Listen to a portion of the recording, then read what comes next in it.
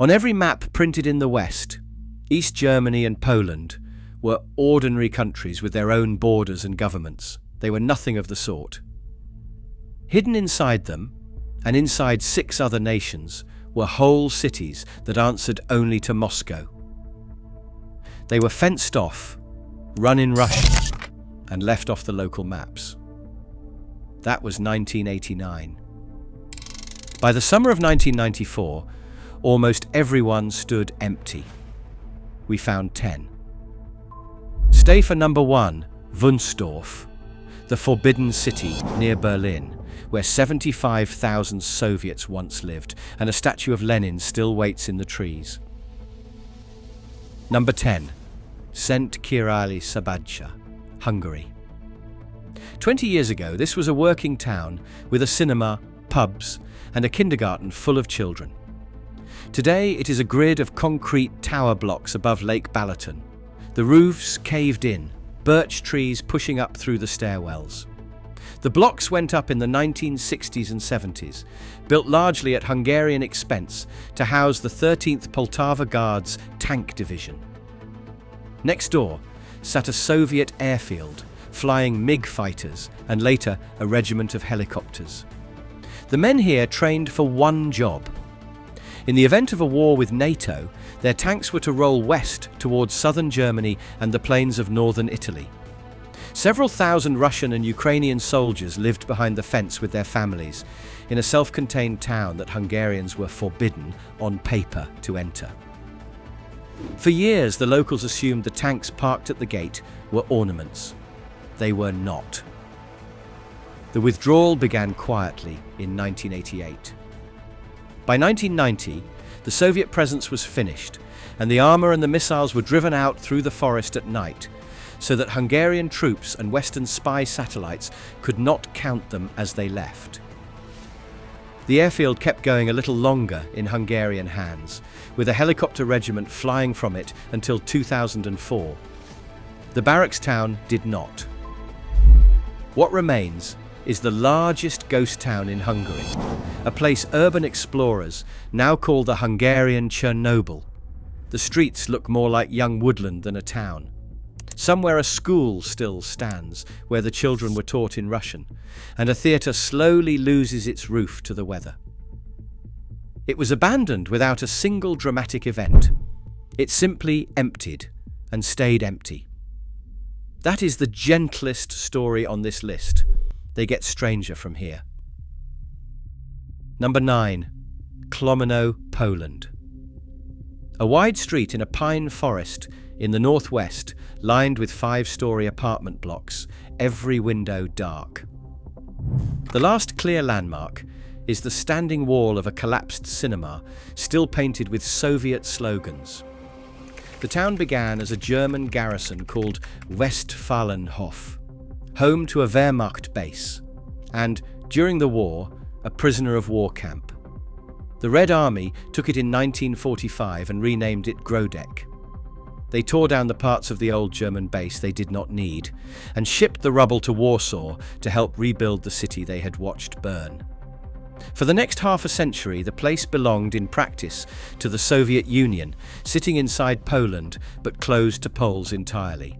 It was not marked on a single Polish map. To the Polish state, this was a white space in the forest. Around 5,000 Soviet soldiers and their families lived there, with a clinic, shops, and a cinema, while Polish children a few kilometers away grew up never knowing it was there. The last Russian troops pulled out in 1992, and Poland was left with an entire empty town it did not want. So the government tried to sell it. The whole place, 82 hectares with its own lake, was advertised for around €2 million. Nobody bought it. There were proposals to turn it into a rehabilitation centre, a bikers' meeting point, even a prison. None of them happened. Today, Klomino is recognised as the only official ghost town in Poland. Anything that could be carried off has been, down to the roof tiles and the bricks. The population at the last count was 5 people who simply refused to leave. You can stand in the middle of a town that the maps insisted never existed and listen to nothing at all. Number 8. Irbene, Latvia. Deep in the forest near the western tip of Latvia, a white dish 32 meters across rises above the treetops, tilted toward the sky. Beside it stand the apartment blocks of a town that, officially, was never there. The Soviets called the place Zvezda, the Little Star, and they built it in the late 1960s to do one thing. The Great Dish and its smaller siblings were aimed not at the stars, but at the west, intercepting satellite traffic and NATO communications across the northern hemisphere. It was one node in a global Soviet eavesdropping network of 11 stations, 4 of them planted abroad, in Cuba, Vietnam, Mongolia and Burma. The town did not appear on any map.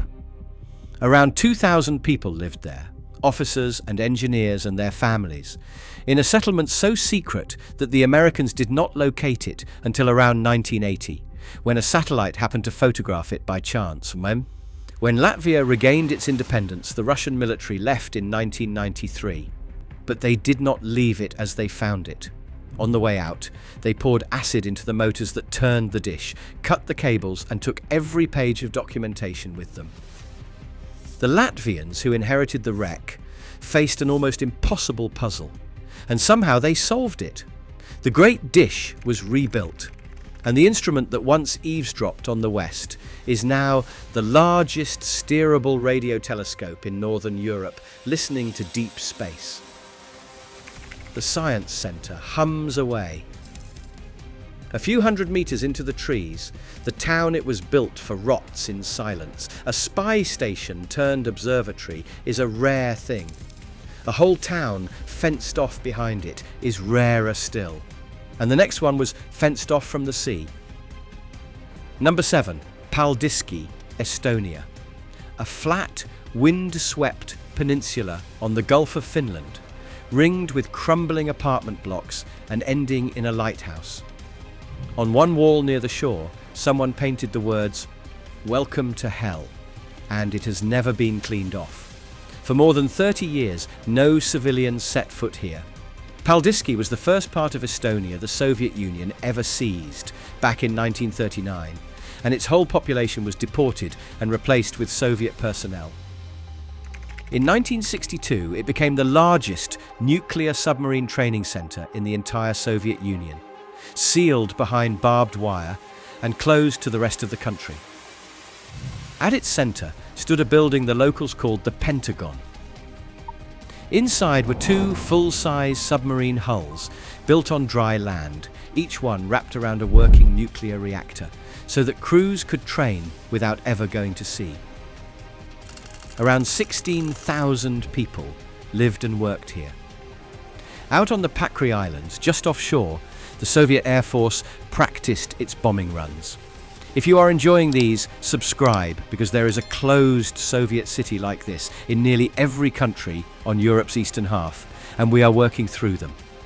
The next few are the strangest on the list. The reactors were shut down in 1989, partly in the long shadow of Chernobyl. The last Russian warship sailed in 1994, and the spent fuel was shipped back to Russia. The reactors were sealed inside a concrete sarcophagus that the Estonians must now guard for 50 years. Paldiski today is half ghost town, half working port. The Soviet blocks standing empty beside a modern ferry terminal that runs to Sweden. The greeting on that wall has outlasted the men who painted it. Number 6. Karosta, Latvia. A grand Russian Orthodox cathedral with a golden dome marooned among rows of identical Soviet flats and the broken remains of coastal forts sliding into the Baltic.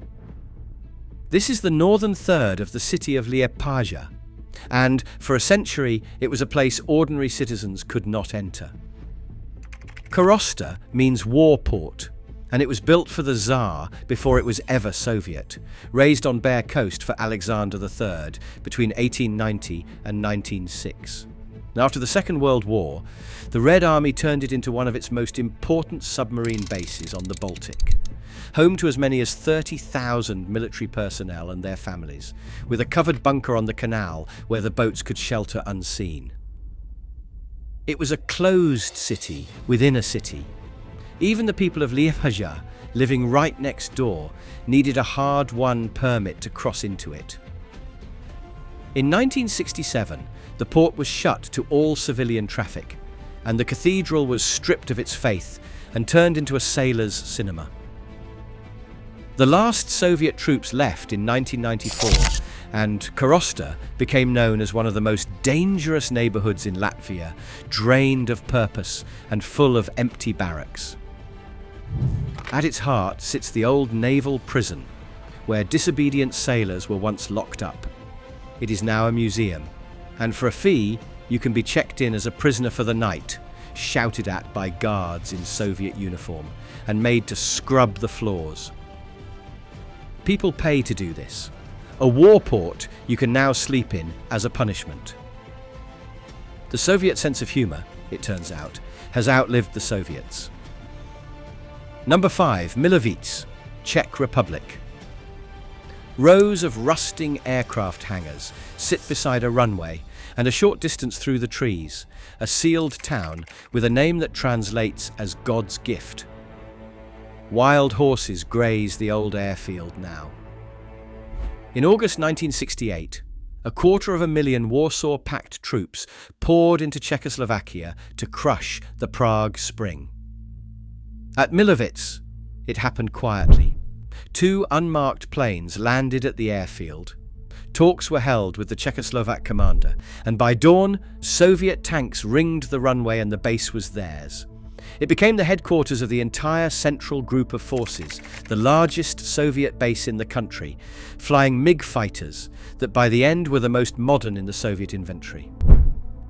Beside the airfield, the Soviets built a closed town called Boží dar, God's gift, and fenced it off completely. Just down the road, the Czech townsfolk of Milovice had no idea how many people lived behind the wire. The secrecy ran to the absurd. At one point, the Soviets shut down the local sewage works, fearing that the volume of waste would let the Czechs estimate the true size of the hidden population. In the school, the children were known by numbers rather than names. The last troops left in 1991, and the withdrawal moved 74,000 soldiers and 40,000 family members back to the Soviet Union in a year and a half. What did the Czechs do with God's gift once it was empty? In the end, they gave it back to nature. The old base is now a reserve, and herds of wild horses and bison roam the runways where MiGs once stood ready. Half of these places ended in ruin. This one ended in horses. But the one coming next never stopped being dangerous. Number 4, Plokstine, Lithuania. 4 squat concrete domes in a forest clearing, set in a square bulging up out of the earth, like the lids of something buried. They are the lids of something buried. Beneath each one is a shaft nearly 30 meters deep. This was the first underground nuclear missile base the Soviet Union ever built.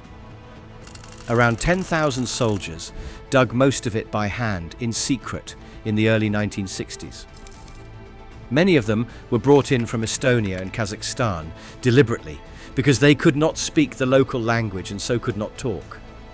The crews took up their posts on the last night of 1962. Inside the 4 silos stood R-12 missiles, each carrying a 2-megaton thermonuclear warhead. From this clearing in the Lithuanian pines, the crews could have struck targets from Norway to Turkey, from Spain to Great Britain. The concrete domes slid open on rails. The fence around them could be charged to 1700 volts, and the whole base could seal itself and survive underground for 2 weeks. To launch, an order had to come from Moscow. A key turned, and 2 officers pressed their buttons at the same moment. It was one of the best-kept secrets of the Cold War, and it held for 16 years. American reconnaissance did not confirm what it was until 1978, by which time the missiles were already on their way out. The base was abandoned, then stripped by metal thieves so thoroughly that one man died after draining rocket fuel from a tank. Today, one silo has been restored, and you can stand at the edge and look down the full 30 meters into the dark. A launch key from the control room survives, stamped with the number 13. The order to turn it never came. You have seen the missile bases and the spy towns. The last three were the capitals of all of it. Number 3, Legnica, Poland. A handsome old market square in Lower Silesia, full of restored townhouses and cafes. Walk a few streets in any direction during the Cold War, and you would have hit a fence beyond which an entire Soviet world ran in parallel, inside a living Polish city. From 1945, Legnica was the headquarters of the Northern Group of Forces, the command of all Soviet troops in Poland. The Poles nicknamed it Little Moscow. In the first years after the war, Soviet residents outnumbered the Polish ones, around 60,000 of them against 16,000 Poles. This was a city of limited sovereignty, divided into Polish zones and Soviet zones. The areas the Red Army took were sealed off, guarded, and simply erased from official Polish maps. There were white spaces where streets should have been, properties that appeared on no Polish list, and Russian was the language you heard in the shops and on the buses. Military lorries moved through the streets, and helicopters came and went from an airfield just outside town. For decades, ordinary Poles lived their lives a wall away from a foreign command running their country's defense. The last Soviet units did not leave until 1993. When they had gone, Legnica took back its own streets and its own market square. The bronze monument to Polish-Soviet friendship that once stood in the centre was eventually carted off to a warehouse. And then, oddly, the city began to embrace the old nickname, after a Polish film called Little Moscow turned the strange double life of the place into a love story. A city learned to forget the empire living inside it. The number 2 place could never forget because it was built to end the world. Number 2, Vogelsang, Germany. A long, dead straight road through a Brandenburg forest, ending at a cluster of barracks, a sports hall, and a faded mural of Lenin on the wall of a ruined cafe. Hidden in the trees beyond are concrete launch pads and the bunkers that once held warheads. In early 1959, 3 years before the Cuban Missile Crisis, this quiet wood became the first place outside the Soviet Union ever to hold Soviet nuclear missiles. The operation was codenamed Atom.